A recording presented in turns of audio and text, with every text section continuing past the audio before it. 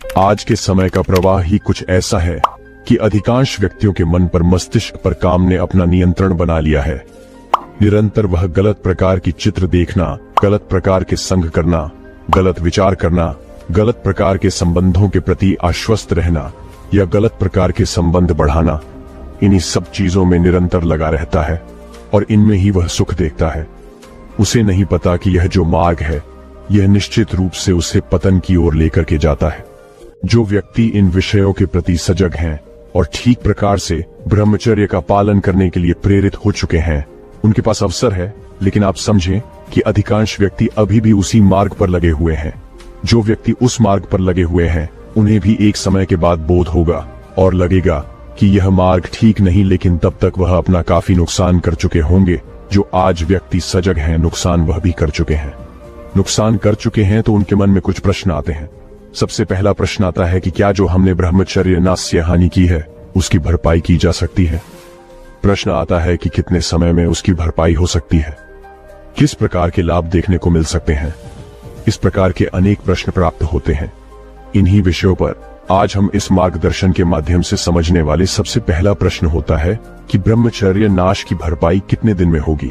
इसे आप ऐसे समझें जैसे आपके घर में कुछ कपड़े होते हैं, कुछ बस ऐसे हैं जिनको आप धारण करते हैं। एक वस्त्र ऐसा है जिसका आप सफाई के लिए प्रयोग करते हैं, एक वस्त्र ऐसा है जिसको आप बहुत कहीं गंदा है वहां प्रयोग करते हैं, रसोई घर में प्रयोग करते हैं। इस प्रकार का एक वस्त्र है।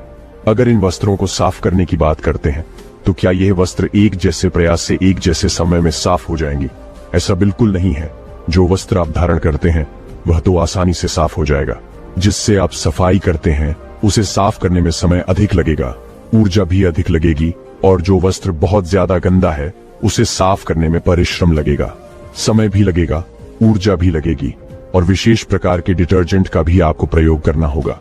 इसी प्रकार से आप समझ सकते हैं हमारे पास अनेक प्रश्न आते हैं, अनेक बिंदु आते हैं कि हमने 1 वर्ष तक निरंतर ब्रह्मचर्य का नाश किया। कुछ कहते हैं कि हमने 1 महीने में एक बार नाश किया, कोई कहते हैं कि हमने रोज नाश किया ब्रह्मचर्य, कोई कहते हैं कि एक दिन में कई बार भी हमने ऐसी क्रियाएं की। तो क्या इन लोगों को जो हानि हुई है वह समान स्तर पर हुई है? ऐसा बिल्कुल नहीं है। किसी को कम हानि होगी जिसने कम गलत क्रियाएं की, किसी को ज्यादा होंगी जो ज्यादा इन गलत क्रियाओं में लगा रहा। क्या इनकी भरपाई जो होगी वह एक जैसे समय में हो सकती है? आपका भी यही उत्तर होगा कि एक जैसे समय में भरपाई नहीं हो सकती है। जिसने हानि ज्यादा की है उसको समय ज्यादा लगेगा, जिसमें हानि ज्यादा की है उसे विशेष रूप से नियमों का पालन करना होगा, धैर्य रखना होगा। जब आप अपना मूल्यांकन करेंगे कि मैंने कितनी गलत क्रियाएं की हैं, क्या मेरी स्थिति रही है, तो आपके मन में एक धैर्य होगा कि मैंने गलती ज्यादा की है तो मुझे समय भी ज्यादा लगेगा। तो आप ये समझे कि अपना मूल्यांकन खुद आप कर सकते हैं। जैसे आप स्थिति रही उसी के अनुरूप आपको समय लगेगा। लेकिन फिर भी हम ये कहते हैं कि 1 साल का अगर निष्ठा से पालन कोई करता है तो उसे अच्छे लाभ देखने को मिलते हैं। जो संयम से चला है फिर भी कुछ उसे तो बहुत ही अच्छे लाभ देखने को मिलेंगे। जीवन बदला हुआ अनुभव होगा, लेकिन जो संयम से नहीं चला है लाभ उसे भी मिलेंगे। अब यहाँ पर हमारा दूसरा बिंदु आता है। दूसरे बिंदु पर हमें ये प्रश्न मिलते हैं कि हमने 1 तक ब्रह्मचर्य का पालन किया, उससे ज्यादा भी किया, लेकिन हमें लाभ देखने को नहीं मिले। इसका क्या कारण है? ये प्रश्न जो है इसका उत्तर आप ऐसे समझे जैसे आपको चोट लग जाती है, आपके हाथ में चोट लग जाती है। आप डॉक्टर से पूछते हैं कि इस चोट के ठीक होने में कितना समय लगेगा। डॉक्टर आपको बताता है कि इसे ठीक होने में 1 महीने का समय लगेगा, लेकिन आप क्या करते हैं?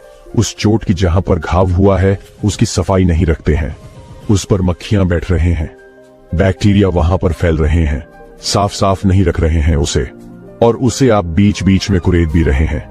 तो ऐसी स्थितियों में क्या होगा? वहां से दोबारा ब्लीडिंग होनी शुरू हो जाएगी, इन्फेक्शन होना शुरू हो जाएगा, और जितनी आपको वो चोट लगी थी उससे और ज्यादा वो बढ़ भी सकती है। इसी प्रकार से आप समझे, जब एक व्यक्ति ब्रह्मचर्य का पालन करने के लिए आगे बढ़ता है तो जिस प्रकार से उस चोट को साफ रखने की जरूरत है, इसी प्रकार से उसे अपने मन को साफ रखने की जरूरत है। जिस प्रकार से वो उस चोट को अगर खुरेदेगा तो उससे खून निकलना शुरू हो जाएगा। इसी प्रकार से अगर आप अपने मन को पूरे देंगे तो जो आपके मन में गलत संस्कार, गलत विचार पहले से बैठे हैं, स्मृतियां बैठी हुई हैं, वो वापस से आपके सामने आकर के खड़ी हो जाएंगी। और जब इस प्रकार का चिंतन, इस प्रकार का विचार बने रहते हैं तो ऐसी स्त्री में जो ऊर्जा है उसका अद्भावन होता है। और जब मीडिया का अध्यापन होना शुरू हो जाता है तो समझे, आपके भले ही आप कोई क्रिया न करें, आपके कोई क्रिया न करने के बावजूद भी वीर्य शरीर से बाहर जाने का माध्यम ढूंढ ही लेगा, क्योंकि आपके विचार गंदे, आपकी जो सुख बुद्धि है वो उन्हीं विचारों में बनी हुई है जो क्रियाएं आपने पहले की हैं। ऐसी स्थिति में आपको ब्रह्मचर्य में स्थित नहीं कहा जा सकता था। हाँ, अगर आपके मन में विचार आया और आपने प्रयास पूर्वक संकल्प से प्रभु के नाम से उसे वही का वही समाप्त करने की कोशिश की, अगर आप ऐसा कर रहे हैं, उन गलत विचारों में आप सुख नहीं ले रहे हैं, रस नहीं ले रहे हैं, तो कहेंगे कि आप साधक है, आप साधने का प्रयास कर रहे हैं। लेकिन अगर आप सुख ही उन विचारों में देख रहे हैं, तो अब मैं कहूंगा कि आप ब्रह्मचर्य में नहीं हैं, आप केवल दिखावा कर रहे हैं। तो जो दूसरा हमारा बिंदु है, ब्रह्मचर्य का फायदा क्यों नहीं मिला? तो ऐसे लोगों को ब्रह्मचर्य का फायदा नहीं मिलता है जो क्रिया तो रोकते हैं लेकिन चिंतन नहीं रोकते और बार बार विचारों को कुरेद कर उन्हें दोबारा से खड़ा नहीं करना है अपने सपने। तीसरे खान पर आप समझें कि जो आज के समय में बहुत सारी ऐसी चीजें प्रचारित की जाती हैं कि ब्रह्मचर्य नाथ से कुछ नहीं होगा। यह तो स्वाभाविक है, अगर नहीं करेंगे तो स्वतः हो जाएगा। अगर आप नहीं करेंगे तो आपको हानि हो जाएगी कि सारी मूर्खतापूर्ण बातें छोड़ करके अपने सिद्धांतों पर लौटना होगा। अगर अपने सिद्धांतों पर नहीं लौट रहे हैं तो ब्रह्मचर्य को छोड़ दें, फिर आप कुछ समय तक संकल्प कर लेंगे। अगर आपने महीना 2 महीना ब्रह्मचर्य का पालन कर भी लिया तो कोई बड़ी बात नहीं हुई, उससे कोई विशेष लाभ आपको मिलने वाले नहीं है। आप जबरदस्ती किसी क्रिया को रोकेंगे तो फिर से जब आप क्रिया में संलग्न होंगे तो ज्यादा वेग से संलग्न होंगे, और जो आप सोच रहे हैं कि मैंने 2 महीने का भी ब्रह्मचर्य पालन किया, इससे लाभ किया, इससे अधिक आपको नुकसान हो जाएगा, क्योंकि जो आपने विचारों का दमन किया है वह आपको और परेशान करेगा। दमन नहीं करना है, सहज मोड़ना है, और मोड़ने के साधन कहाँ है? इस सनातन संस्कृति में है, तो संस्कृति से तो जुड़ना ही होगा अगर ब्रह्मचर्य को पालन करना चाहते हैं। अब इस विषय को भी एकाग्रता पूर्वक समझें। इस पर हमने पहले भी संकेत किया है। हमारे शरीर में 7 धातु होते हैं। सबसे पहला होता है राष्ट्र, जो कि हमारे भोजन का रस के रूप में अवशोषण होता है। दूसरा होता है रक्त यानी कि ब्लड। तीसरा होता है मांस यानी कि मांसपेशियां। उसके बाद होता है मेद यानी कि फैट जो होता है आपके शरीर का। उसके बाद होती है अस्थि बॉन्ड्स आपकी। फिर उसके बाद होता है मज्जा, बोन मैरो। और यहां तक अगर आप विज्ञान से पूछते हैं कि क्या रक्त की आवश्यकता है शरीर को चलने के लिए, कहेंगे कि हाँ भाई, रक्त आवश्यकता, ब्लड के बिना तो नहीं चलेगा शरीर। क्या बोन मैरो की आवश्यकता है? कि बिल्कुल आवश्यकता है। क्या मांसपेशियों की आवश्यकता है? कि हाउस की भी आवश्यकता है। क्या फैट की आवश्यकता है? कि हाँ, उसकी भी आवश्यकता है। और अगर आप कहें कि क्या वीर्य की आवश्यकता है, कहेंगे कि नहीं, उसकी कोई विशेष आवश्यकता नहीं, उसको निकाल दो। अगर आप रोज अपने रक्त को बहाते रहेंगे तो क्या वो ठीक है? इसी प्रकार से अगर आप रोज जो वीडियो है आपका उसका खलन करते रहेंगे, उसको बातें रहेंगे, क्या ठीक है? आपको अपना दिमाग लगाना होगा। जितने जितने यह धातु आगे की ओर बढ़ते हैं उतने ही सूक्ष्म होते हैं, उतने ही ज्यादा जरूरी होते जाते हैं। और जो आपका अंतिम धातु है जिसे शुक्र कहा गया है, वह सर्वाधिक उपयोगी है। अगर उस जीवनी शक्ति को आप शरीर से बाहर करते हैं तो आप फिर कुछ भी कर लें, आपकी बुद्धि उतनी विकसित नहीं होगी, आपके विचार उतने विकसित नहीं होंगे, आध्यात्मिक प्रगति कुछ भी नहीं होगी। भावनात्मक तल पर आप गिरते हुए चले जाएंगे। आप निरंतर निराशा, डिप्रेशन और एंजाइटी के शिकार होते चले जाएंगे। और समझे, आपके अगर आपने उस ऊर्जा को खो दिया जो ऊर्जा आपको विशेष बनाती है, मनुष्य बनाती है, तो समझे आपके फिर तो पशुवत ही जीवन हो जाता है।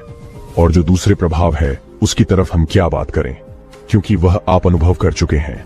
जो आपके चेहरे पर, जो आपकी बल की कमी, जो आपके जो वाणी का प्रभाव समाप्त हो जाता है, आत्मविश्वास गिर जाता है, उसके विषय में हम बात नहीं करेंगे, वह आपको पता ही है। तो इस बात को सजगता पूर्वक अपने मन में बैठा लेना कि जो हमारे सिद्धांत है वहां पर जो बताया गया है उसके अनुसार चलना है मुझे, और वही मेरे लिए कल्याणकारी है, तो आपके लिए मार्ग खुल जाएगा। अब ये जो आपके लिए मार्ग खुला है और आपको निष्ठा हो गई है ब्रह्मचर्य की तरफ, अब हमारा अंतिम बिंदु आ जाता है, वह आता है संकल्प। मैं एक बड़ी जो भूल करते हैं हमारे बंदूक, उसके विषय में ध्यान आकर्षित कराना चाहूंगा। हमें बहुत सारे कमेंट प्राप्त होते हैं कि हम 1 साल तक ब्रह्मचर्य का पालन करेंगे, हम 2 साल तक ब्रह्मचर्य का पालन करेंगे। लेकिन मेरा प्रश्न ये है कि 1 साल तक ही क्यों? 1 साल के बाद आपने अभी से अपने मन में ये बिठा लिया है कि बस 1 साल ब्रह्मचर्य का पालन कर लूं, फिर तो मैं ब्रह्मचर्य से बाहर हो जाऊंगा। फिर तो मैं मन में आचरण करूंगा जो ये आपने मन को डील दी है कि 1 साल के बाद मैं ये सब करूंगा। समझे, आपका मन आपको किसी ना किसी तरीके से राजी कर लेगा कि 1 साल की क्या बात है, अभी करे। यानी कि अगर आप 1 साल का संकल्प कर रहे हैं तो आपने ही डील छोड़ दिए, संभावना छोड़ दी कि करना तो है कि बस ये 1 साल पूरा हो जाए फिर करूंगा। ये जो दृष्टिकोण है ये ठीक नहीं है, ये ब्रह्मचर्य की स्थिति नहीं है। जिसको ठीक से समझ आ गया है वह तो यह कहे कि बस अब तक जो हानि हुई, अब आगे मैं ब्रह्मचर्य का पालन करूंगा। जब तक मेरा विवाह नहीं होता है, जब तक मैं विधान में नहीं आता हूँ, गृहस्थ जीवन में नहीं आता हूँ, तब तक मैं ब्रह्मचर्य का पालन करूंगा। और उसके बाद भी मैं संयम से जो हमारे शास्त्रों में विधान किया गया है उसके अनुसार ही चलूंगा। अगर इस प्रकार का किसी व्यक्ति का संकल्प है तो समझें कि ठीक संकल्प है, अन्यथा ठीक संकल्प नहीं है। जो कहते हैं 1 महीना, 2 महीना, 3 महीना, साल भर, 2 साल, ये उचित नहीं है, क्योंकि आपने मन को डील दी हुई है कि बस ये पूरा हो जाए फिर करूंगा। तो ऐसा नहीं करना है। आपको समझना है कि इन विषयों में कोई सुख नहीं है। जब तक इसमें आप सुख मानेंगे